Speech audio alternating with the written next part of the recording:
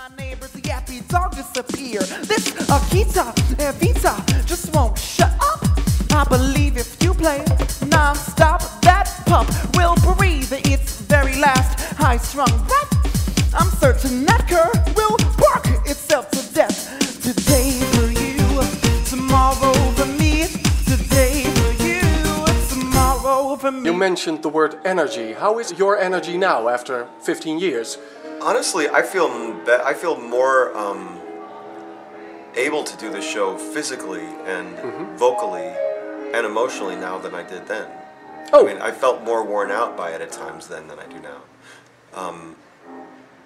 I don't know what that. I don't know all the reasons that is. I think at the time things were so intense and hectic, and Jonathan had just died, and my mom was very sick, so there were a lot of external pressures. And now we can just, we all are living our lives more. Things have like I think as you get older, generally things sort of simplify, and so now it can be just more about doing the work and taking care of yourself to be able to come on stage and do everything you need to do. One of the new productions that have created a positive buzz is Next to Normal. Yes. Tell us about it. I have a quite extensive connection to it, actually. I guess it was about 4 years ago that I did a presentation of it at the NYMF, what they call, the New York Musical Theater Festival. And I played the doctor in that. And I became close with the composer and the writer, and it was very exciting. It was a very exciting new musical theater project, and I was very moved by it and loved it. Why? Well, I as you could probably tell by the kinds of things that I've been talking about, I'm drawn to work that is about life and is complex and is not just simply trying to be entertainment, although entertainment is fine and important, and certainly Rent is entertaining and Next to Normal is entertaining, but it work that holds a mirror up to some of the most profound, if not difficult, questions and issues that we face as human beings, being alive. And Next to Normal goes right to the heart of what it means to be a part of a family that is being pulled apart by dysfunction, but profound dysfunction.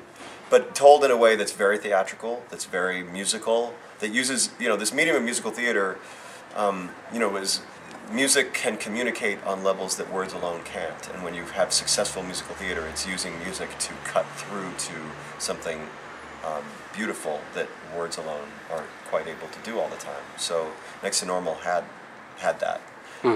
I did another reading of it, and then when it finally got to be, I think I did 2 more readings actually over the next couple of years, and it was getting interest in being produced. And then finally, when it was going to be produced, Michael Greif came on board as the director, and he understandably felt that I seemed too young to play the Doctor, and I agree.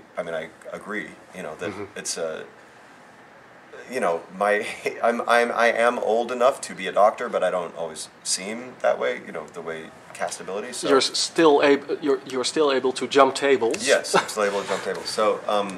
So he took it over, and we had a very frank and lovely conversation about that. And I said, of course, I support it. And then I asked him if there was any way I could still be involved in it, and he graciously let me and asked, or allow, I don't know if let me, but invited me to be his assistant. Now it's a Tony-winning production. Yes. What do you think of the production as it is now? I think it's fantastic, and it's been amazing to see. It was already really great when I first did that NYMF production in 2005, but to see that it just continued to get better and better and better and better is just a testament to collaboration. Michael Greif worked so hard to make it better. The producers, David Stone and Patrick Catullo, that it was just a great example when you get it's so much like the Rent experience, when you get people in the room together, putting their best heads together, their best hearts together, their best taste together, and they keep working at it and carving it away,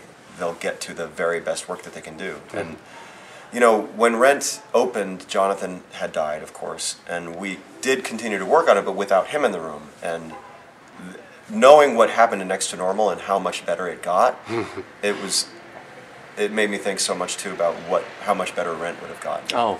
And Rent obviously is fantastic in so many ways, but who knows even what more he could have written or how better he could have help tighten some things or shape some things had he been alive. And Next to Normal is proof that it can happen. Mood of love, emotion, mathematics, isolation, rhythm, power, feeling harmony, and heavy competition. Anarchy, revolution, justice, screaming for solution, thoughts and changes, risk and danger, making noise, making peace. In February, there will be the final performance of Rent in Sacramento, California. Yes.